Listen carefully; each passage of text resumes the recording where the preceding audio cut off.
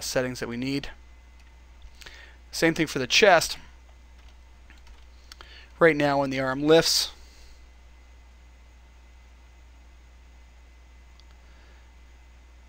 you can see that some of this is moving and sort of rotating with the clavicle where I've weighted it off to the clavicle. And it kind of looks okay, but if I were to weight it all the way down here just to the clavicle, it would start moving very strangely because the whole character would, when it bends over, this wouldn't be moving enough with the spinal column. With this stretch bone in here, we can actually weight off to the stretch bone a bit, and we'll get a nice fall off again to the character. Whoops. We have that weight set very high.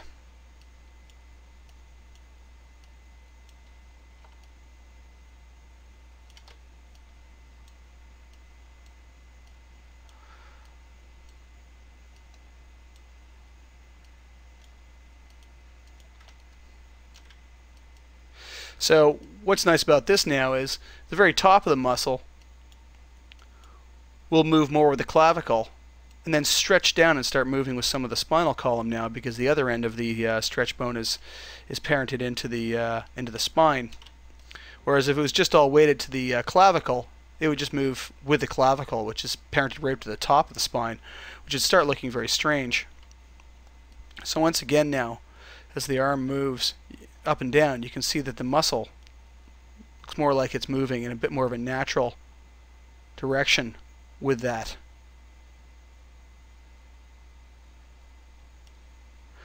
muscle bone. And it'll naturally do a little bit of squash and stretch as well. Let's take it back down to the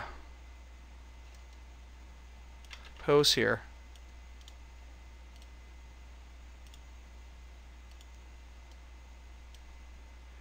Now let's try some forward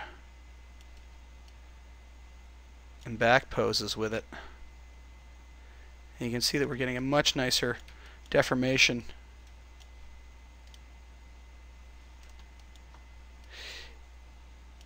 in the neck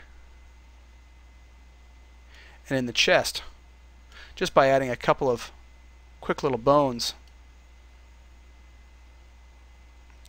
So you can see how fast that's actually made short work of trying to get some of that skinning muscle area in there to looking correct and actually pushing some of it out of the way. We should be able to get the arm to move a long way forward. The other thing you could do actually to make this a little bit more natural is when the arm moves forward and the clavicle stays where it is, it bunches up some in the front here as well.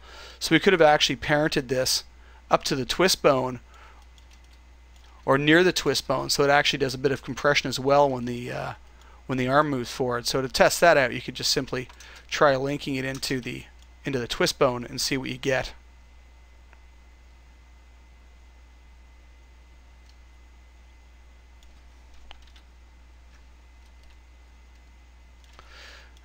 Do it again. I'm going to do it at frame 0. I wasn't at frame 0, so I may have changed the way that, yeah. So you can see now where the current placement of that bone is. I'm getting a lot of stretch in the top. And it might be too much. So what we can do is we can actually move the placement of the child end of that stretch bone so it doesn't stretch as much with the arm as the arm goes back. It doesn't look too bad. But here's one of the beauties of the always deform. I can just turn off always deform, go in and pick the child end of this bone. I'll move it in a bit closer so it doesn't move quite as far with it.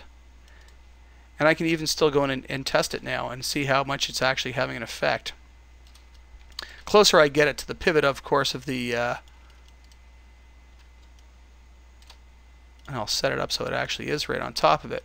Closer I get it to the pivot, of course, the less it's actually going to rotate with it.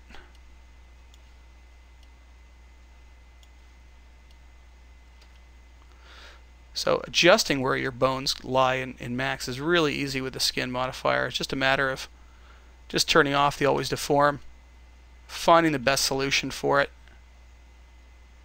and then make sure you turn always deform back on in case you want to animate it frame 0.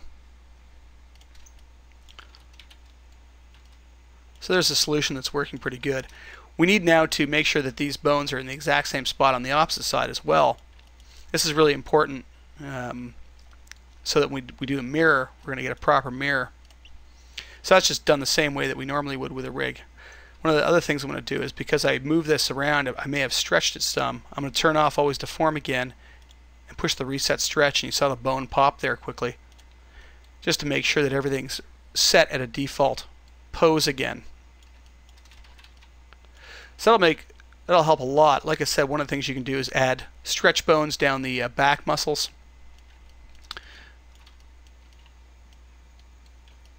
And as well, we can use them. We'll use them in the face in DVD4 as well, doing facial rigs. We could actually add them into the stomach area. We could add them into the leg areas.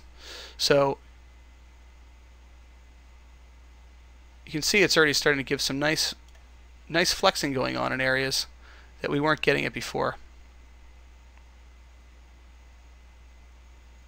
And it's starting to look like there's some muscle movement happening right across the chest. Even the nipple of the character is moving a little bit now. And this should start looking a lot more natural once we also move around the rest of the character. We'll start getting some far more natural deformations as the spinal column moves and bends and flexes as well. And like I said, one of the things we might want to do is actually weight this